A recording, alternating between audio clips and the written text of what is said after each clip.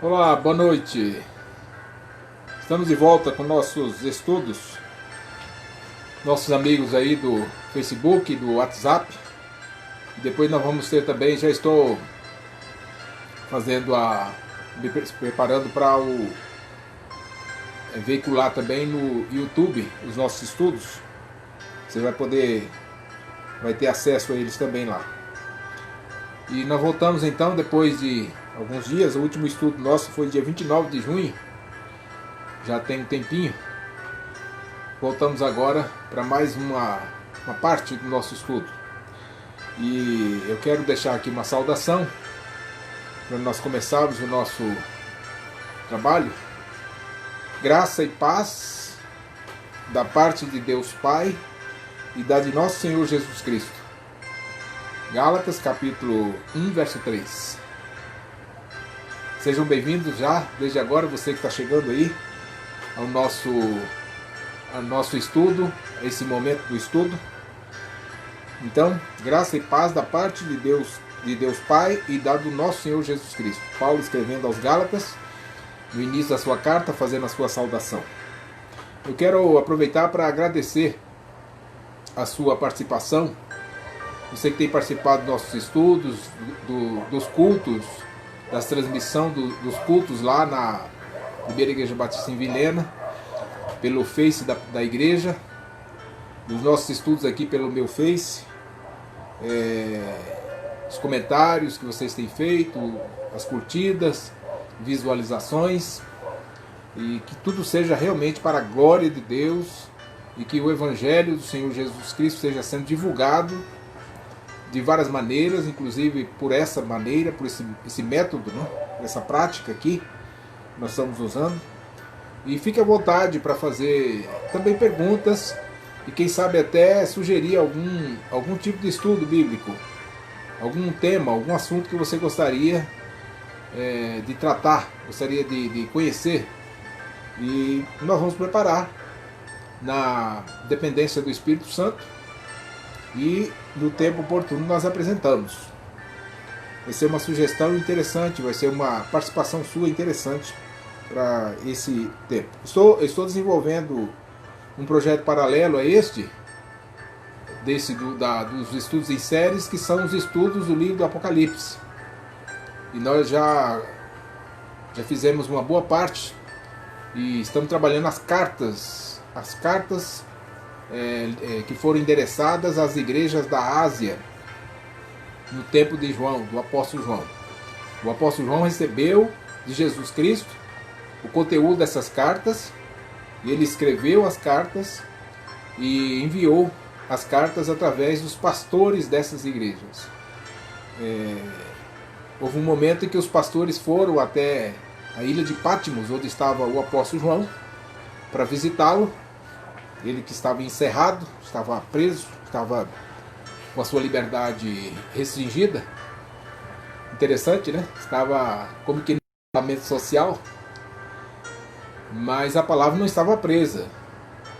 E a palavra de Deus foi levada através das cartas, através dos pastores das igrejas, 7 igrejas, chamadas 7 igrejas do Apocalipse. E quarta-feira que vem, amanhã, nós vamos falar da carta escrita para a igreja de Laodiceia.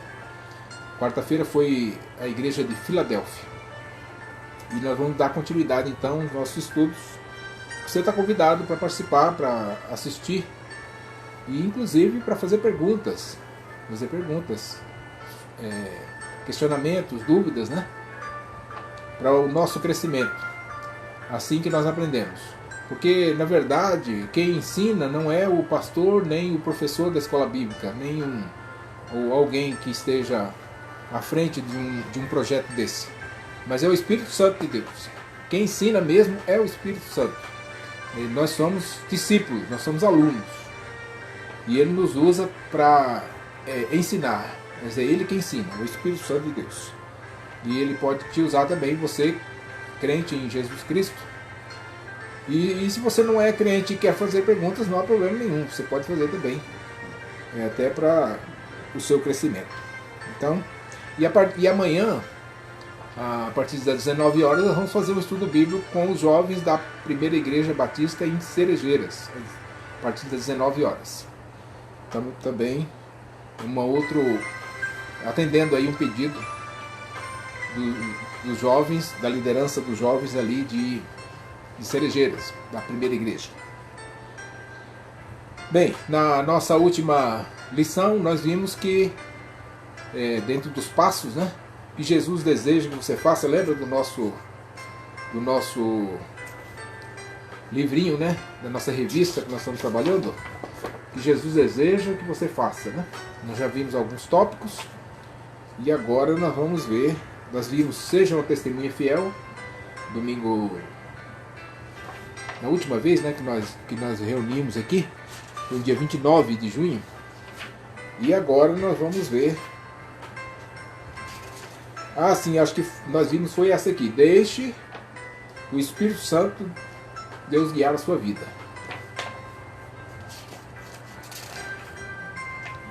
Isso aqui que nós vamos ver agora. Deixe o Espírito Santo guiar a sua vida. Nós vimos domingo passado, seja uma testemunha fiel. E dos versículos que nós vimos no último encontro nosso, dia 29 de junho, eu separei apenas um aqui só para você lembrar. Mateus 4,19. E disse-lhe: Vinde após mim, e eu vos farei pescadores de homens. Vinde após mim, e vos farei pescadores de homens. Jesus Cristo disse aos seus discípulos, né, seus primeiros discípulos, que eram pescadores de peixe, e a partir daquele momento eles passaram a ser pescadores de homens, ou seja, eles passaram a ser testemunhas do que Jesus fez. Jesus estava fazendo, porque eles foram testemunhas oculares de todo o trabalho, todo o ministério de Jesus. Então eles deixariam de ser pescadores de peixes para ser pescadores de homens, de almas, né? E agora nós vamos ver: deixe o Espírito Santo guiar a sua vida. Deixe o Espírito Santo guiar a sua vida. O Espírito Santo passou a fazer parte da sua vida no momento que você aceitou a Cristo como Salvador, naquela oração que você fez lá no começo. Você está chegando agora, você deve visitar a nossa página do Otoniel Henrique de Mello, para ver os primeiros vídeos, para você ter a clara compreensão do que nós estamos falando. Então, você que fez a oração de confissão, você recebeu o Espírito Santo de Deus. Você tem o Espírito Santo de Deus permanente na sua vida, no seu coração. Então, agora você deve deixar o Espírito Santo de Deus guiar a sua vida. Paulo, escrevendo aos Efésios, falando sobre a salvação e a certeza dessa salvação, ele diz: E quem também vós estáis, depois que ouvistes a palavra da verdade, o evangelho da vossa salvação, e tendo nele crido, fostes selados com o Espírito Santo a promessa. Então, se aconteceu com você ouviu o evangelho, né? Nós pregamos no início, você ouviu o evangelho, você creu no evangelho, então você foi também selado, está garantido. A garantia é o próprio Espírito Santo em você, de que você agora tem a vida eterna e tem essa certeza da vida eterna. Então tenha a presença do Espírito Santo em você. Então agora você deve se deixar guiar pelo Espírito Santo. Então a nossa vida passa a ser dirigida por Deus, pelo Espírito Santo. Lembre-se dos dois primeiros passos que falamos. Primeiro, a leitura diária da Bíblia e a oração diária também. Esses dois, vinculados com esse agora, vai formar um tripé importantíssimo na nossa vida cristã. A oração diária, a oração para agradecer, para confessar pecados, para pedir, para interceder, para falar com Deus, para estar na presença de Deus, e a Bíblia, a leitura da Bíblia. Eu sugeri naquele estudo uma sugestão, mas você pode usar outro livro da Bíblia. Eu sugeri para você ler o Evangelho de João. Lembra? O Evangelho de João é uma leitura bem apropriada para quem está começando a vida cristã. Não só para quem está começando, mas principalmente. Então, leitura da Bíblia. O Espírito Santo de Deus vai te guiar nessa leitura da Bíblia, vai te iluminar, vai ensinar, vai te conduzir para que você viva uma vida dirigida e no agrado de Deus. Nossa vida tem que agradar a Deus, nosso viver diário. Tudo que fazemos, seja por palavras, seja por obras, precisam agradar a Deus. Então, faça isso. Deixe o Espírito Santo guiar a vida. Nós vamos ler então algumas passagens para confirmar essa orientação, né, que nós vamos trabalhar hoje. João 14, versos 16 e 17. Se você tiver a Bíblia na sua mão, quiser ler agora, leia. João capítulo 14, versos 16 e 17. E eu rogarei ao Pai, e Ele vos dará outro Consolador, para que fique convosco para sempre, o Espírito de verdade, que o mundo não pode receber, porque não o vê nem o conhece. O mundo aqui, que Jesus está dizendo, são as pessoas que estão no mundo, mas que ainda não receberam a salvação em Cristo. Então eles não vão conhecer o Espírito de verdade. Mas vós o conheceis, vocês que se converteram, receberam a salvação, vós o conheceis, porque habita convosco, estará em vós.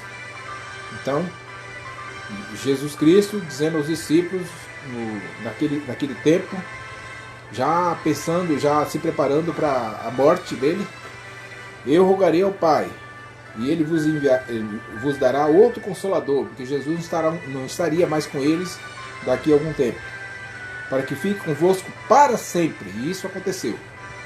Quando em Atos capítulo 2 está registrado lá a descida do Espírito Santo sobre os crentes, sobre os primeiros crentes, né, que vão formar a igreja, a primeira igreja de Jesus Cristo na terra, em Jerusalém. É a primeira igreja, né? Primeira igreja fundada por Jesus Cristo, com a descida do Espírito Santo para capacitar os crentes para começar o trabalho de evangelismo e de todo o serviço cristão, né? Então, o Espírito Santo ficará convosco para sempre. E o Espírito de verdade que o mundo não pode receber, porque não vê nem conhece. Mas vós o conheceis, porque habita convosco, estará em vós. Então, é o Espírito Santo que está em você e em mim, somos novas criaturas, que vai nos guiar. E eu preciso, né, deixar ele me guiar em todos os caminhos. Outro texto, Romanos capítulo 8, verso 16. Romanos 8, 16. Talvez não dê tempo de você procurar, mas você pode procurar depois e ler de novo. Preferivelmente você pudesse criar já uma prática, um estilo de memorizar versículos. Memorizar é muito fácil, é só ler várias vezes até ele ficar na sua mente. O mesmo Espírito testifica com o nosso Espírito que somos filhos de Deus. Esse versículo é muito importante, ele é básico, ele é chave para nos dar a certeza da salvação e de que o Espírito Santo está em nós. A alegria, a paz, o regozijo, a paz, a alegria, a temperança, são frutos espirituais que o Espírito Santo produz em nós. Então, por causa da presença dele, ele vai produzindo esses frutos em nós. E isso é uma prova de que ele está morando em nós, no nosso corpo, no nosso ser. Então, o mesmo Espírito, o Espírito de Deus, se você ler depois, você vai ver que o Espírito que aparece, a primeira palavra está com a letra, é o Espírito Santo. Testifica. Testificar é testemunhar, é atestar, avalizar com o nosso espírito. Ele fala com o nosso espírito, é falar, é confirmar com o nosso espírito, comigo, que somos filhos de Deus. isso você vai adquirindo essa certeza à medida que você deixa ser guiado pelo Espírito Santo de Deus, à medida que você lê a Bíblia, à medida que você ora. Quanto mais você estiver dependente de Deus, mais forte será essa certeza de que você é filho de Deus. Outra passagem importante, Efésios 4, 30 a 32. Efésios 4, 30 a 32. E não entristeçais o Espírito Santo de Deus, no qual estáis selados para o dia da redenção. Nós temos essa missão aí agora, né? Não posso entristecer. Como que eu entristeço o Espírito Santo de Deus? Quando eu cometo pecados. Quando eu cometo pecado, seja ele pequeno ou grande, seja ele corriqueiro ou não, por exemplo, uma mentira para se safar de alguma coisa, para eu me livrar de alguma coisa, é um pecado. Eu entristeço o Espírito Santo de Deus. Então, nós temos essa meta. Ponha isso como uma meta, um alvo na sua vida. Eu preciso pôr também para mim, que todos nós corremos os mesmos riscos de não entristecer o Espírito de Deus. Porque nós já fomos selados, nós fomos garantidos. O Espírito Santo de Deus mora em nós.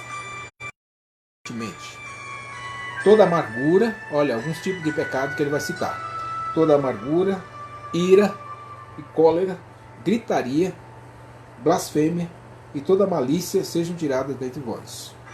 Antes, sede uns para com os outros benignos. Já agora, ao invés de cometer pecados, né? Praticar o bem, né? Antes, sede uns para com os outros benignos, misericordiosos, perdoando-nos uns aos outros, como também Deus os perdoou em Cristo. A benignidade também é outro fruto espiritual, que está lá em Gálatas capítulo 5, verso 22. Então, a benignidade é o sentimento de bondade, um sentimento bom para com o outro, o desejo de fazer o bem. E a bondade é a ação em si mesmo, é fazer o bem, já praticar o bem. Então é uma diferença muito pequena entre a palavra benignidade e bondade. Misericordiosos, quando as pessoas merecem receber algum tipo de castigo, de pena, e nós não fazemos isso porque vamos usar de misericórdia, assim como Deus também usou de misericórdia para conosco. Lembra? Nós somos perdoados, nós pecamos e Deus nos perdoou. E nós não merecíamos. Foi a misericórdia dele que atuou. Então, se ele tem misericórdia de nós também devemos ter misericórdia dos outros que nos ofendem ou fazem qualquer coisa. Perdoando-nos uns aos outros, como também Deus nos perdoou em Cristo. Então, assim como Deus fez por nós através de Cristo, nós fazemos também. Isso é uma forma, um modo prático de deixar ser guiado pelo Espírito Santo de Deus. Continuando,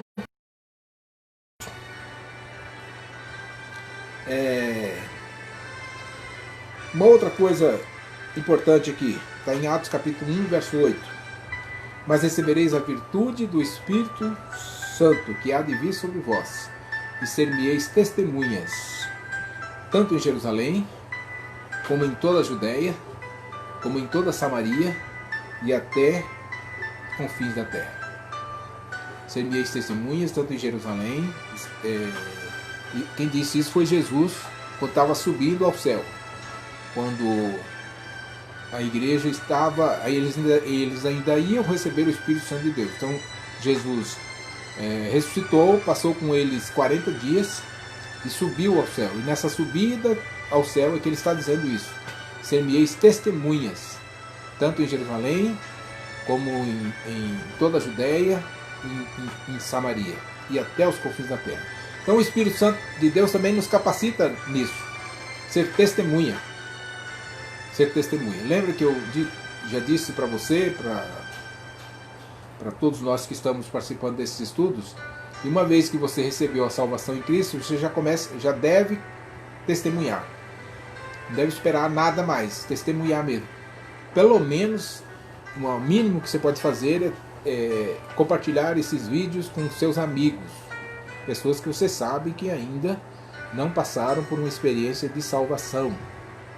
E já é um bom começo, mas você também deve testemunhar, falar do amor de Deus e falar com seus amigos a respeito do que Jesus Cristo fez por você e o que Ele faz por mim.